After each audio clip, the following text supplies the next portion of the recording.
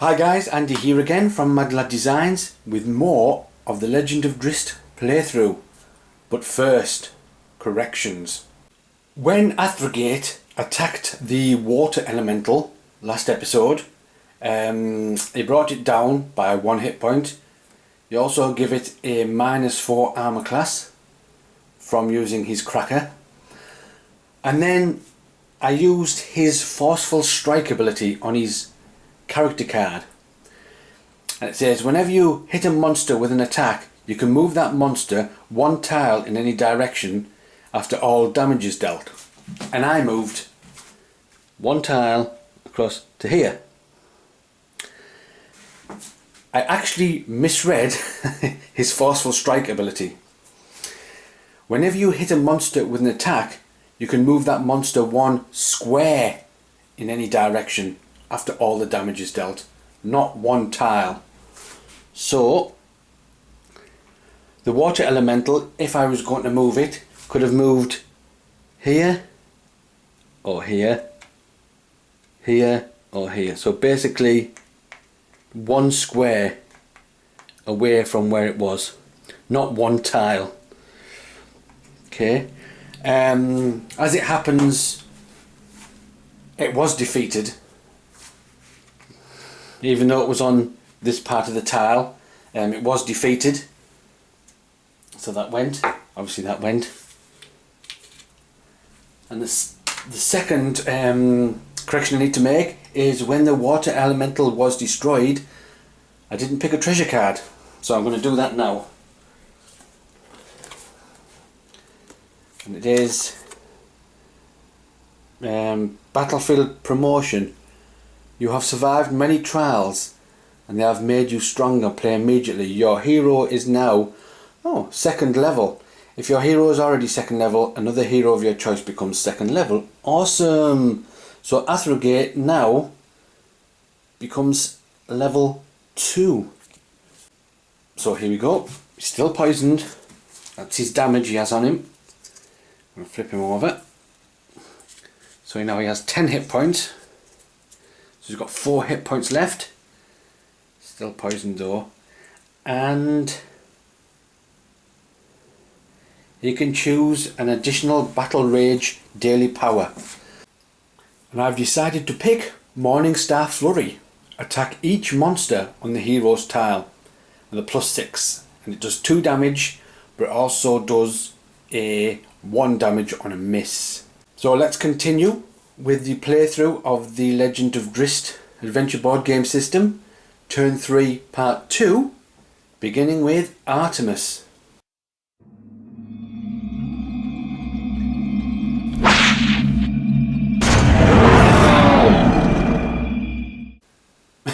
And what a start it is. Artemis is down, so we need to spend a healing surge. So here we go. I need to spend that, so now we're down from 2 to 1. Artemis is revived and he regains half his health. So we're going to remove 4 damage tokens. Okay, so we can move this 5. We still have to give him 1. There we go. So Artemis has been revived and it's his turn. Okay, the first thing he's going to do is going to attack the hunting drake with his vampiric dagger. And if he hits, he'll regain 1 health point. It's a +6 attack. Okay, so let's take a look at that. Right, here we go. As you can see, I've managed to get my turn tracker app up and running again. It is now complete. Version 1 is complete. We can move between all characters.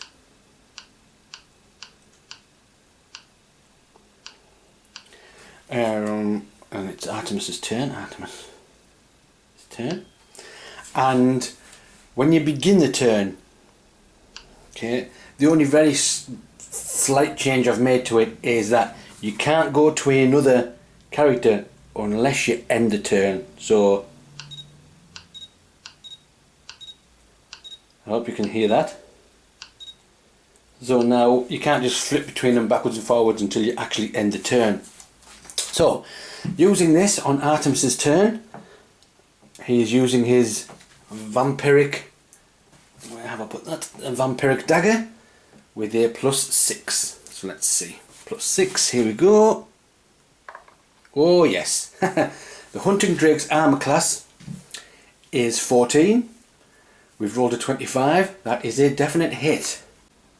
So that Hunting Drake with only 1 hit point is removed. Okay. Immediately Artemis regains a hit point, so we take a damage off. And we also need to grab a treasure card, mustn't forget that. And it is, let's see what we have. Oh. After using an at-will attack power against an adjacent monster. Ah, right, so I shall give this to Artemis, because then he can use his 2 at-will powers each turn. Artemis is now going to move with his speed of 6. 1, 2. Which means we now need to grab another tile.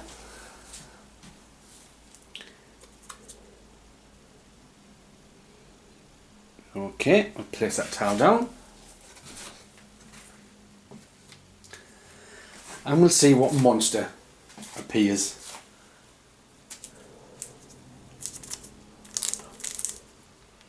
A spider swarm.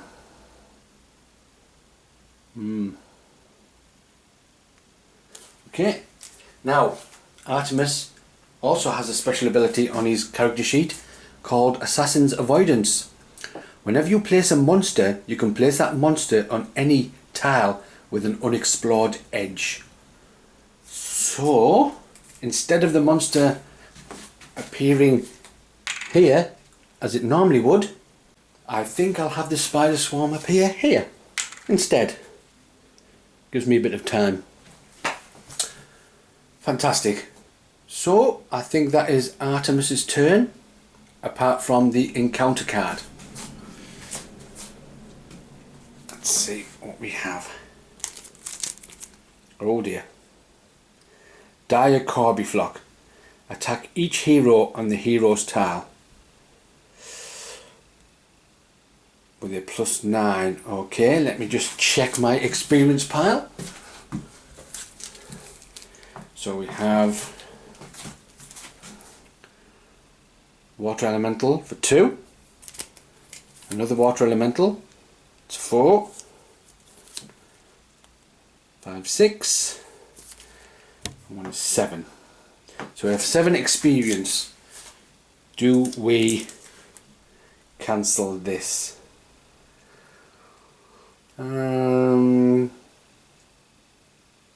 Yeah. Go on, yeah. So, Water Elemental,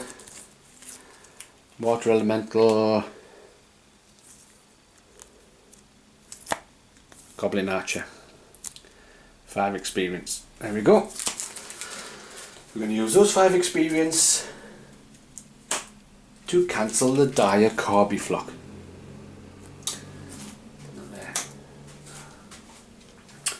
Oh, yes, one thing I was going to do had to do with the Mark of Loth, which states at the bottom, at the end of your hero phase, you can take 1 damage to discard this card. Well, that's what Artemis is going to do. He's going to take, oops, sorry about that. He's going to take an extra point of damage, and this Mark of Loth is now gone. So he will not lose a point unless he draws another Mark of Loth card. Artemis has no monsters in his pile. He did have the Hunting Drake, but of course he's defeated that. So that is the end of Artemis's turn, and we're going to move on to Regis. So here we have Regis up here, and hearing the cries of his battling comrades and not wanting to split the party, he decides he is going to double move back over to this area. So you can move 6, so a double move is 12, so we can go 1, 2, 3, 4, 5, 6, 7, 8. No, 7, 8, 9. So he's now going to move there, which means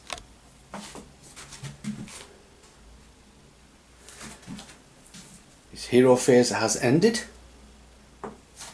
Exploration phase begins, which means drawing a tile. And it's another narrow passageway. Okay, place that there. And we get... oh no! Oh dear me! The feral troll. If the feral troll is within 1 tile of a hero, it moves adjacent to the closest hero and attacks. After the attack, pass the card to the player on your right. Well, of course, in this setup where I've got them all the heroes are lined up on the table, I'll be passing it to the left. Otherwise, the feral troll regains all lost hit points and moves 1 tile toward the hero with the fewest hit points. Right. Oh, wait a minute. Ding ding. Regis' ability on his hero card states he can draw 2 monster cards and choose which one he wants. I'm glad I caught that. So we have a choice. Hypnotic Spirit or Feral Troll? Ooh, I think we'll go with Feral Troll. Nah, just kidding. Hypnotic Spirit. Yes, of course. Don't fancy trying to tackle that troll at all. So we're going to pop an Hypnotic Spirit on the mushroom pile. Like so. Okay, that's the exploration phase over with. We're going to move on to the villain phase. White triangle, no encounter card, but monsters activate.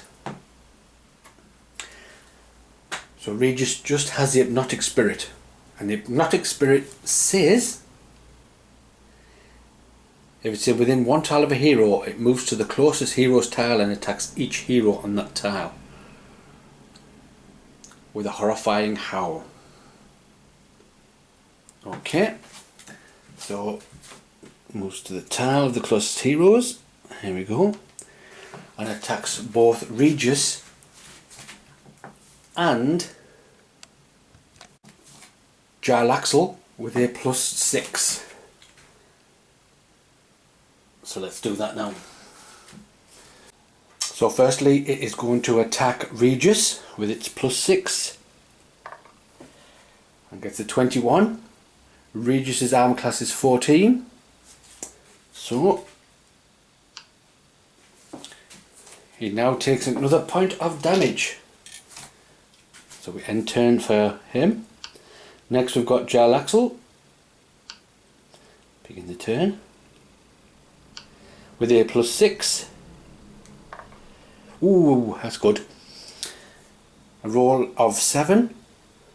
Jarlaxle's armor class is 15, so that has not hit him. And that ends Regis's turn. He couldn't attack because he double moved anyway. So that ends Regis's turn. And it's not looking good for the heroes. We have Athrogate with 6 points of damage, and he's poisoned, although he is level 2. Jarlaxle with only 3 hit points left. Artemis with 4 hit points left. And Regis also with 4 hit points left. Looking at the size of the playing area, I don't think there's many more tiles left before we come to the rocky lair. And then we have to battle Ertu, the big demon. But fingers crossed the heroes can hang in there, and we'll go in all guns blazing when they do find him. So I think that wraps it up for turn 3 part 2. Join me again when Athrogate will try and remove this poison again. Catch you guys later.